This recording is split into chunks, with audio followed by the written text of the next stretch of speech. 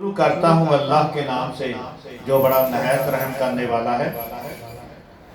پیر صاحب، پیر چاند میاں صاحب، دادا میاں نے صاحب زادے پاک پتن شریف تو حضرت بابا فرید الدین گنج شکر سرکار دے آستانے تو تشریف لے آئے ہیں۔ میں انہوں بہت بہت خوش آمدید کہنا کہ آج ساڑھے کو ساڑھے نال محبت کرنے واسطے خصوصی ٹائم سان دتا ہے فیصل آباد تشریف لے آئے نے تے اسی گنج شکر چینل بنایا وا تے انہاں لو اسی خوش آمدید چاند میاں صاحب نے کہنے ہیں تے اسی انہاں کے گزارش کرتے ہیں کہ حضرت بابا فرید الدین مسعود گنج شکر رحمت اللہ علیہ دے سانو کوئی انہوں تے روشنی پان ساڑھے نا کہ بابا صاحب دے سانو کوئی سنان سانے عمری بابا فرید الدین گنج شکر سرکار دی تے اسی پیر چاند صاحب نو گزارش کرتے ہیں کہ حضرت بابا فرید الدین گنج شکر سرکار دی سانے عمری سناؤ۔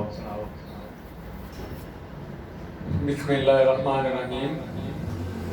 سب سے پہلے تو میں سائیں چڑی فیصل آباد والے ان کا شکریہ ادا کرتا ہوں اور انہیں مبارکباد پیش کرتا ہوں کہ انہوں نے گنج شکر چینل بنایا اور جتنے بھی اس کو دیکھ رہے ہیں اور جو یہاں بیٹھے ہوئے ہیں ان سب کا بھی شکریہ ادا کرتا ہوں۔ حضرت بابا فرید الدین مسعود گنج شکر رحمت اللہ علیہ صوفی بزرگ، آپ نے اس خطہ میں ہندوستان میں پورے جو پاک و ہند ہے اس میں اسلام کی تبلیغ کی اور اسلام کی بنیاد رکھی اور مسلمان کیے۔ حضرت بابا فرید الدین مسعود گنج شکر رحمت اللہ علیہ ایک دفعہ پاک پتن شریف اپنے مریدین کے ساتھ بیٹھے ہوئے تھے جن میں خواجہ نظام الدین اولیاء بھی تھے، خابر پاک بھی تھے اور مختلف ان کے مرید، خاص مرید سارے بیٹھے ہوئے تھے۔ تو اسی دوران ایک ملا صاحب حضور بابا فرید الدین مسعود گنج شکر رحمت اللہ علیہ کی خدمت میں حاضر ہوئے اور انہوں نے کہا کہ بابا صاحب کے پاس آئے اور بیٹھ گئے اور اپنے علم کی باتیں شروع کر دی۔ تو بابا صاحب نے ملا صاحب سے پوچھا کہ اسلام کے کتنے رکن ہیں؟ ملا صاحب نے کہا اسلام کے 5 رکن ہیں۔ بابا صاحب نے کہا میں نے سنا ہے اسلام کے 6 رکن ہیں۔ ملا صاحب نے کہا استغفر اللہ، اس لیے میں درویشوں کے پاس نہیں بیٹھتا۔ وہ ملا صاحب اٹھے اور چلے گئے۔ اتفاق سے ایسا ہوا کہ ملا صاحب نے ارادہ کیا حج پر جانے۔ ملا صاحب حج پر گئے اور 7 سال مکہ میں ہی رہے، 7 حجیں کی اور جب واپسی کا سفر کیا تو ان کا جو بحری جہاز تھا جس میں وہ سفر کر رہے تھے وہ ڈوب گیا، تباہ ہو گیا، جو بھی اس ٹائم اس کا واقعہ ہوا۔ تو ملا صاحب ایک لکڑی کے تخت پر تیرتے تیرتے ایک کنارے پر آئے۔ تو وہاں پر ملا صاحب نے دیکھا کوئی بندہ نہیں ہے، کوئی کچھ نہیں ہے۔ تو 3 دن ہو گئے، 3 راتیں ہو گئی، ملا صاحب نے کچھ کھایا پیا نہیں۔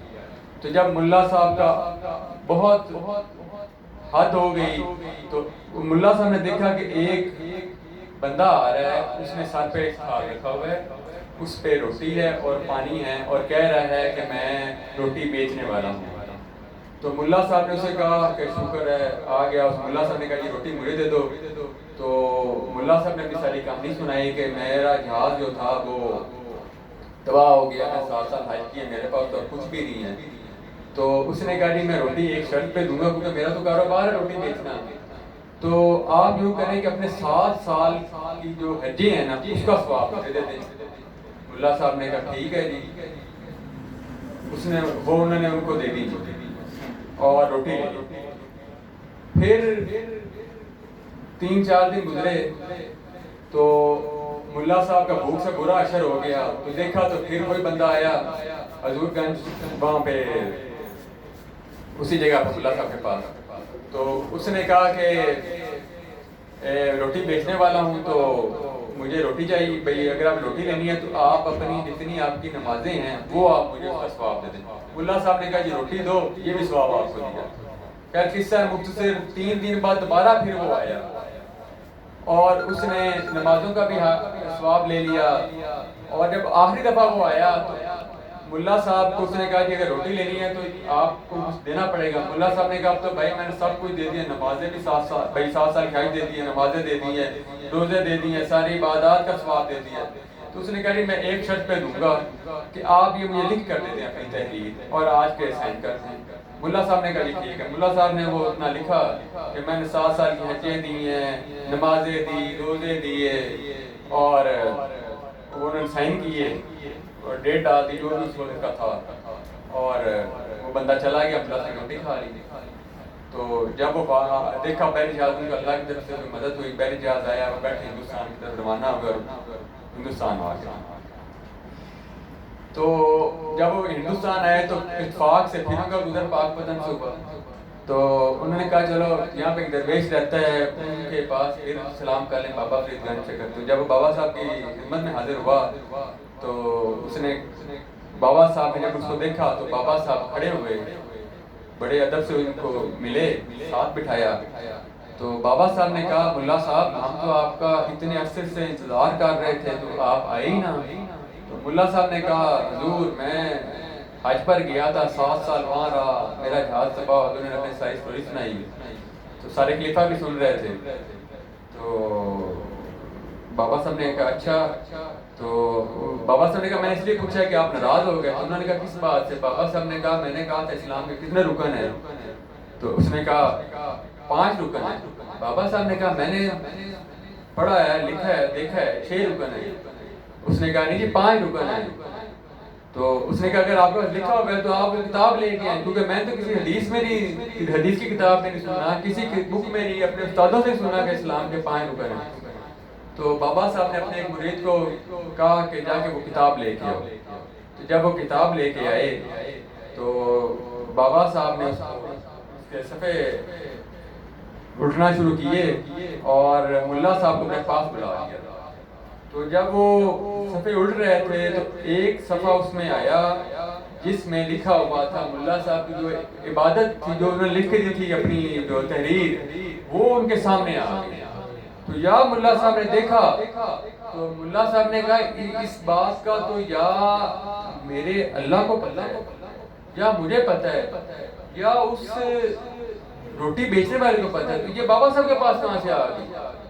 تو وہ سمجھ گیا کہ یہ معاملات اور معاملات ہیں, یہ درویش اور ہیں, یہ تو اللہ کے ولی ہیں.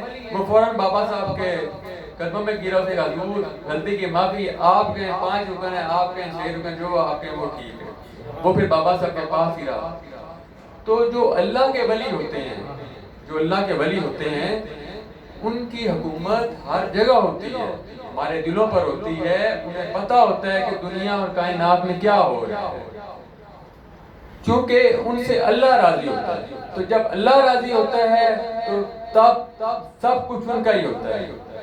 اللہ دیکھیں جتنے بھی اس چینل میں دیکھ رہے ہیں, میں تمام بابا فرید الدین مسعود گنج شکر رحمۃ اللہ علیہ کے عقیدت مند اور عاشقان گنج شکر سے درخواست کرتا ہوں کہ آپ حضرت بابا فرید الدین مسعود گنج شکر رحمۃ اللہ علیہ کے نقش قدم پر چلیں. اور ایک جو سب سے اہم چیز ہے وہ ہے نماز. بابا صاحب نے, آپ یہ اندازہ لگائیں, بابا صاحب کی 95 سال عمر ہوئی ہے اور بابا صاحب کی ایک نماز بھی قضا نہیں ہے.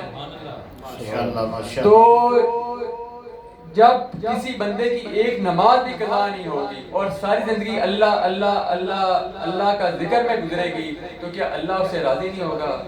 بابا صاحب نے 95 سال اللہ اللہ کی, آج 850 سال ہو گئے, حق فرید جا فرید ہو رہی ہے, ان کی اولاد ہونے کی نسبت سے میں یہاں بیٹھا ہوں. تو انہی کی نسبت سے ہی ہمیں جانتا ہے, ورنہ ہمیں کون جانتا ہے زمانے میں. ہماری تو کوئی بات نہیں ہے, ہماری تو پہچان حضور گنج شکر کی چوکھٹ کے صدقے ہی ہے. تو میری تمام جو یہاں پہ بیٹھے ہیں آپ سے گزارش ہے کہ آپ نماز زندگی میں دیکھیں, اگر آپ نے نماز پکڑ لی تو دنیا میں بھی کامیابی اور آخرت میں بھی کامیابی ہے.